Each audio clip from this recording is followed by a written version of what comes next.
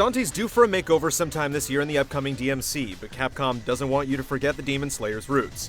With Devil May Cry HD Collection, the publisher hopes to reintroduce you to the PS2 trilogy that helped forge a new breed of action game. Given the questionable effort put into Capcom's last few HD treatments, it's not unreasonable to be a bit skeptical. Does Dante still have all the right moves, or have his antics gone out of style? I can already tell. Looks like this is gonna be one hell of a party!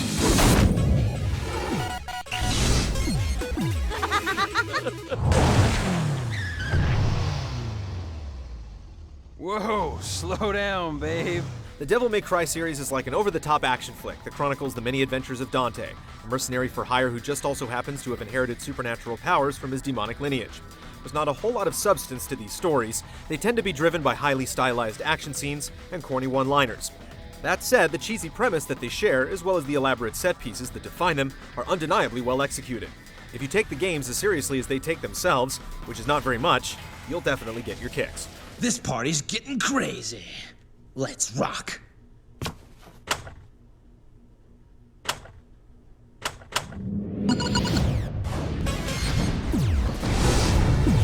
Yeah, let's go all the way to hell. Devil May Cry originally started development as a new entry into the Resident Evil series, and the influence is apparent in the vestigial bits of puzzle solving and exploration. However, these elements are overshadowed by the elaborate action sequences, and that's what sets these games apart from their contemporaries. Each entry follows a level-based structure that consists of around 20 or so missions of hacking and slashing, with a heavy emphasis on earning a high rank for your efforts. This just keeps getting better and better. The original Devil May Cry largely takes place in a giant castle on a remote island, and though the game follows a mission structure, it doesn't always feel like you're playing through a sequence of individual levels with the amount of backtracking you'll do, as well as the occasional open space to explore. Revisiting a familiar area doesn't always come with a sense of déjà vu. New, more aggressive enemies will spring up, and the game will frequently spring other conditions on you, like time limits in previously visited locales. Though some missions are over too quickly, Devil May Cry is a well-crafted experience overall, and one that seldom meanders. This stinking hole was the last place I thought I'd find anyone with some guts. This isn't the case for Devil May Cry 2, which not only shifts settings, but introduces a new playable character named Lucia. Its environments are uninspired and dull, lacking the care put into the originals.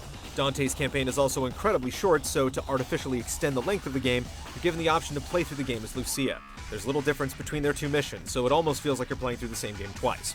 Which is all for naught in the end, since Devil May Cry 2 is also much easier to breeze through. No. Devils never cry. Devil May Cry 3 sees a course correction, thankfully. It marks a return to the style of the original, and frankly surpasses it. There's more variety to the locales, and it nails the atmosphere that its immediate predecessor failed to capture, radiating a stylish flair that was sorely missing.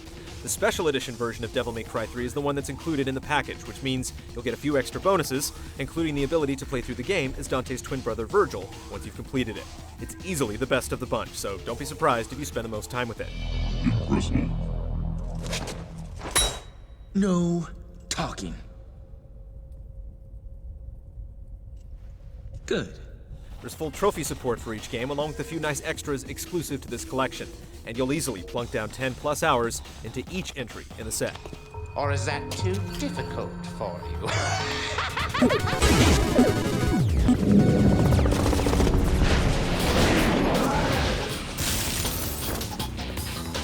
Easy, Fido. How about I take you out for a walk? The Devil May Cry games feature incredibly intricate controls, and one of the biggest hurdles to overcome is getting used to Dante's extensive repertoire of attacks. These games are designed to punish button mashers and those who lazily spam the same combos. Beneath the hood is a fluid and ingenious system that gives you the wide array of abilities you need to overcome any situation. It's diverse enough that it never feels repetitious, and in fact, actually nudges you to get creative with your attacks by actively rewarding daringness. In the original Devil May Cry, Dante sticks with a limited range of weapons, but your arsenal is put to good use against imaginative enemies and bosses. The fixed camera angles are harder to stomach after all these years, and controlling Dante doesn't feel as smooth as we remember, but it's still a far cry better than its sequel. Devil May Cry 2 actually feels like a step backwards. The enemies are less imaginative and demanding overall, which results in battles that feel formulaic all the way through, lacking the nuance and variety of the other games in the series. Given how excellent its predecessor was, Devil May Cry 2 feels gutted in comparison. Dante regains his footing in Devil May Cry 3. The revamped combat system introduces 4 different styles to pick from, and each one completely alters the way Dante handles. The game also features the most refined controls of the collection. The ability to freely change between your weapons on the fly meshes brilliantly with the multitude of fighting styles at your disposal. To this day, there are few games that can approach Devil May Cry 3's depth and execution. I'm absolutely crazy about it!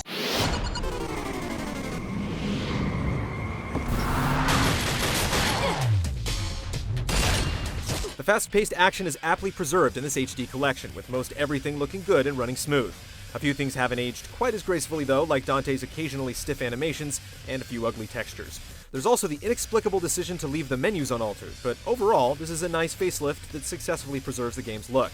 The soundtracks haven't changed, for better or worse, and Dante's voice still perfectly suits his flamboyant style. Thanks.